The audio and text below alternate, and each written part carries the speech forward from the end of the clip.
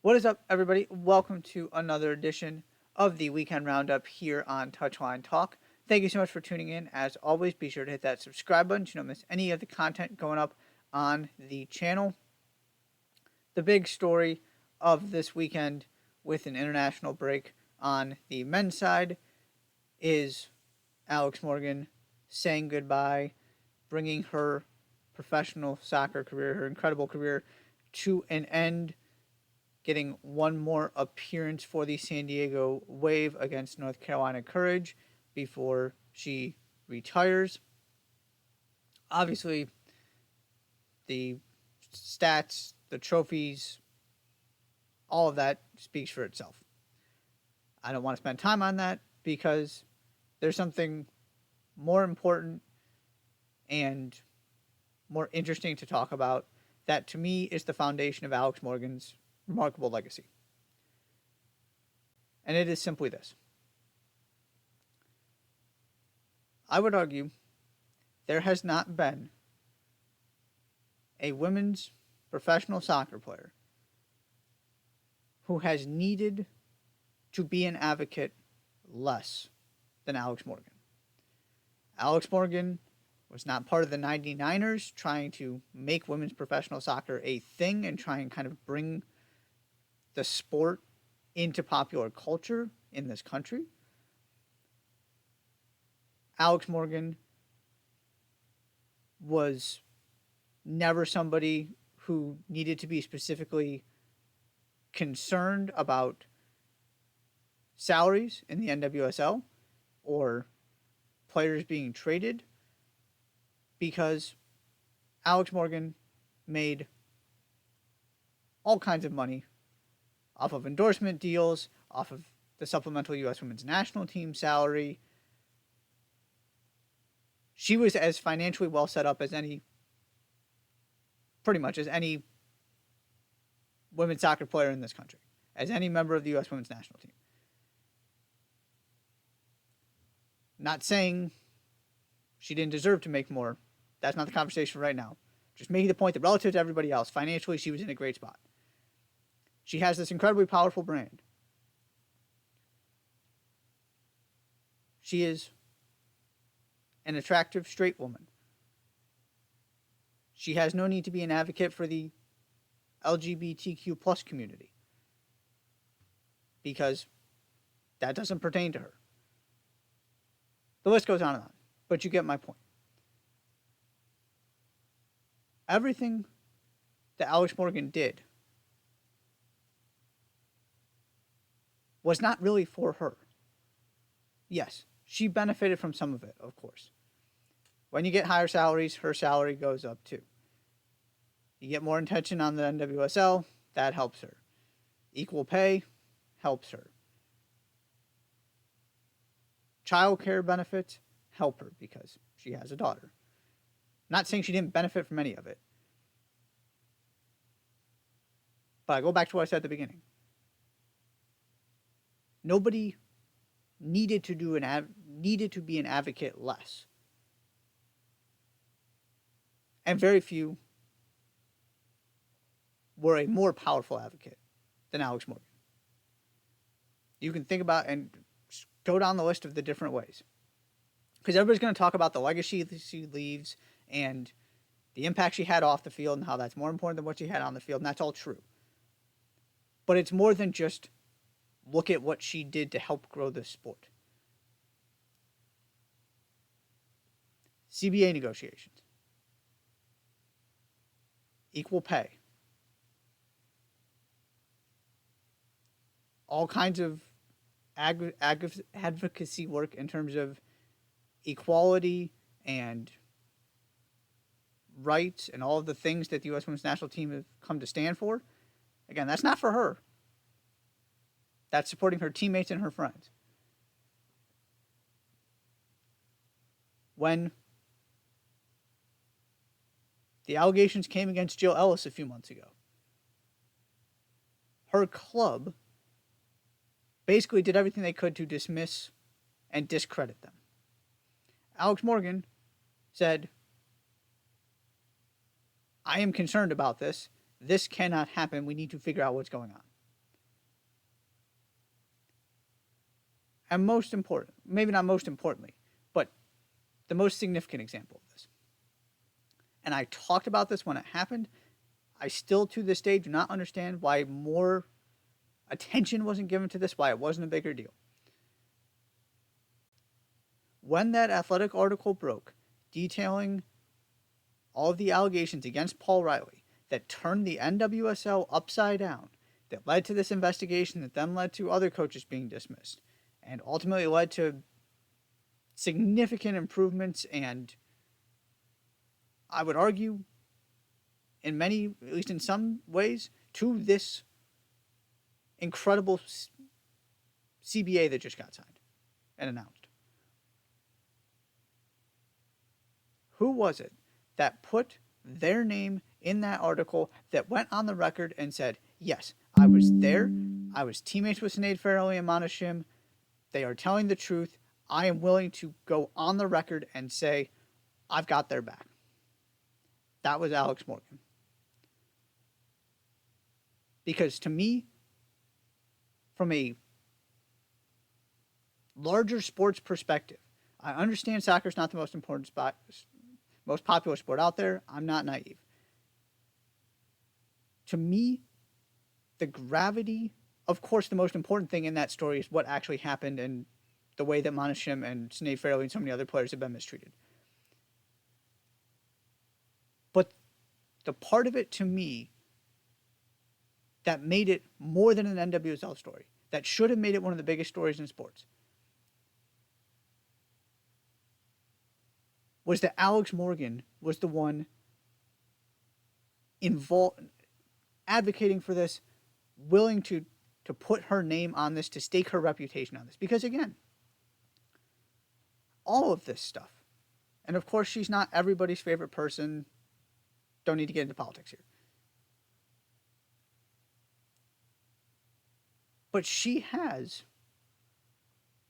more to lose than just about everybody else because of all the endorsement deals, because of the power and the brand that she has.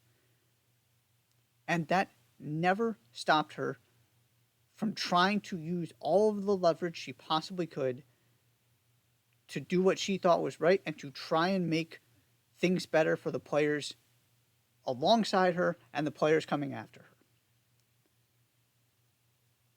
And she did it right up until the very end. That CBA that was just signed, she was involved in that. She retires abruptly in the middle of a season and announces the birth of her second pregnancy, the impending birth of her second child.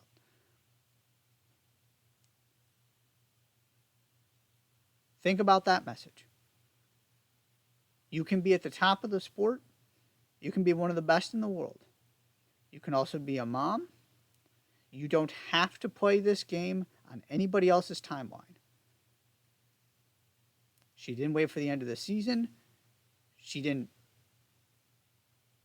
worry about anything else. She said family comes first. Everything else comes after that. That's a powerful example. She had a luxury few women's soccer players have ever had, few female athletes have ever had. She was the face of one of the most popular teams in this country. Full stop, period.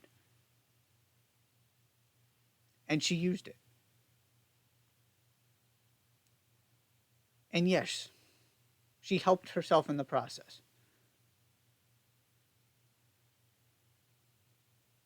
But if you really go look at the people who benefited from this tireless work that Alex Morgan has done, and the way that she kept pushing and she kept putting all of her social capital, her business power, her financial power, her brand behind it, it wasn't for her.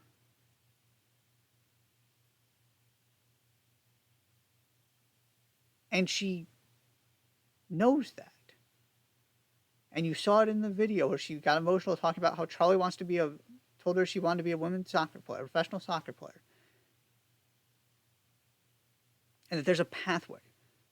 That's what Alex Morgan said got her so emotional about it, was that is now a realistic thing where you can see how this happens because it's happening for players. That is her legacy. Her legacy is that she had so many things through her hard work, her success on the field, her ability to grow a brand, her business prowess, the popularity of the team that she was on, all of it. Of course, some of it kind of provided to her, absolutely some of it earned. Not to just say that this was all handed to her, that's definitely not the case. I'm not trying to suggest that at all. But all of the influence she ended up having, she gave it back in every way she possibly could. And I would argue there are very few, if any, professional athletes who have made a bigger impact on their sport than Alex Morgan has. And like I said at the beginning, there are very few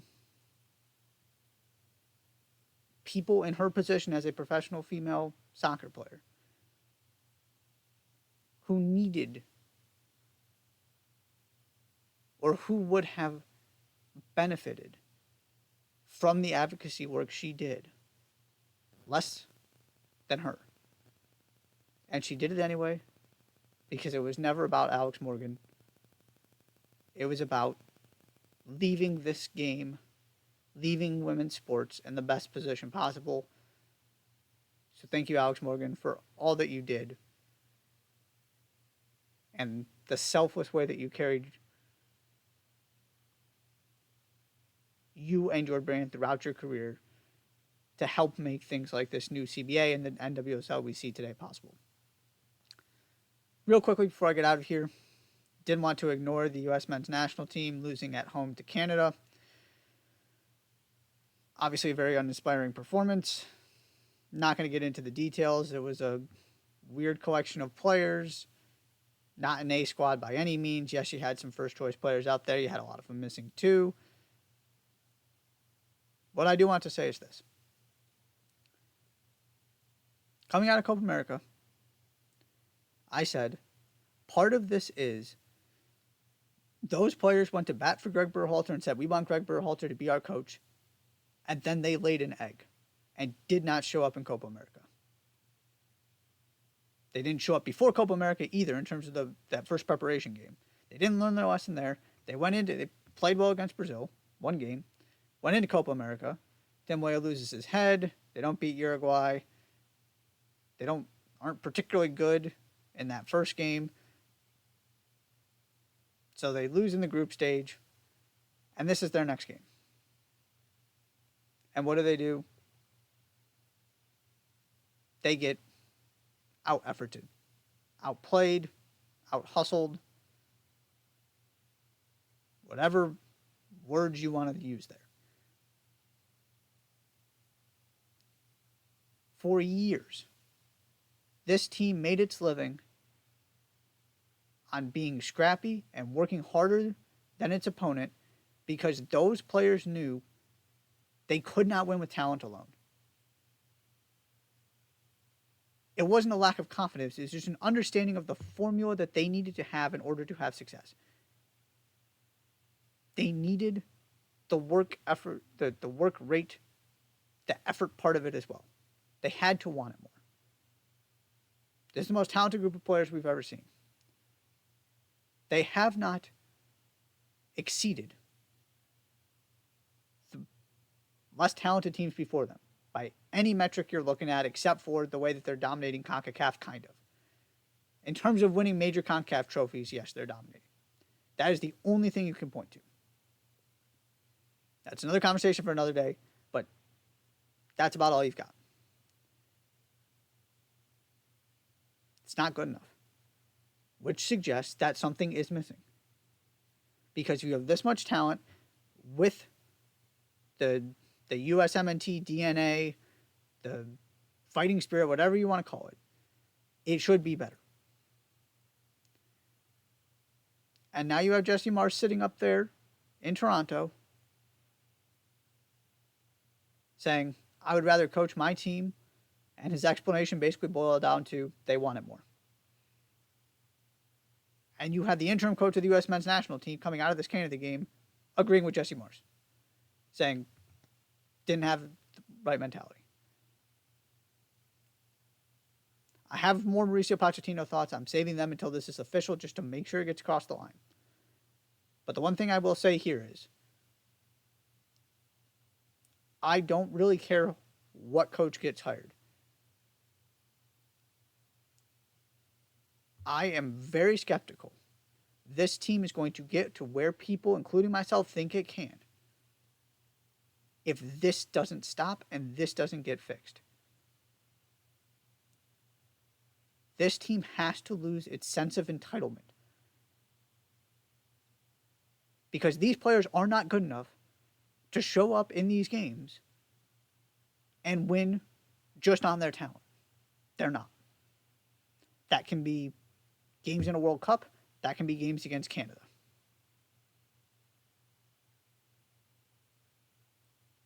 They need to play every game the way they do when they go up against a Brazil, when they go up against an England, where you see all of the hustle plays, the chip on the shoulder, the grit, the determination, combined with the skill. That is the only way this team is going to get to the next level. We've seen too much of this now. It's been, 5 years basically? Not for all of these players, but you get my point. We are at a stage where it's hard to believe something is going to change until something actually changes. And these players clearly have not learned this lesson yet, that you can't just show up and take things for granted against good opponents. I don't believe it really matters what Mauricio Pochettino does until this changes and until this gets fixed. Now, can he be the person to fix it? Maybe. Because I believe Jesse Marsh can fix this in a team. Outside of maybe Leipzig, his teams play for him and they do all of this stuff that the U.S. men's national team is not doing right now. There are managers who, and Marcelo Bielsa is another example probably of that, Jurgen Klopp. There are managers who can get this out of their players. So maybe the manager just have some influence here. But this is a player problem. There's got to be accountability. I mean, that's the other part of it too, is if a manager can instill accountability and make players uncomfortable, where they know if they don't do all of these things, they don't show up ready to go, they don't put the effort in, they're not going to play. You can take away some of that comfortability, and I think that's part of what needs to happen. But the players have to own this as well, accept responsibility for it, and fix it. Usually, I don't care too much about friendlies, and especially a friendly like this with a kind of odd collection of players, nothing close to the first team, probably nothing really close to what you're going to see at the 2026 World Cup. I mean, certainly some of these guys are going to be there, but it's not like this was some test run for something. It was just a friendly. But the more you see this happen, and it's the same storylines over and over again, and it's a immaturity and an inability to understand what it takes to be successful at the international level, the more concerned you get, and the more you start wondering if this team is ever going to figure it out. Because I don't think any manager can figure it out for them. A manager can certainly help. A manager can certainly push them. But the players need to step up here and make this happen.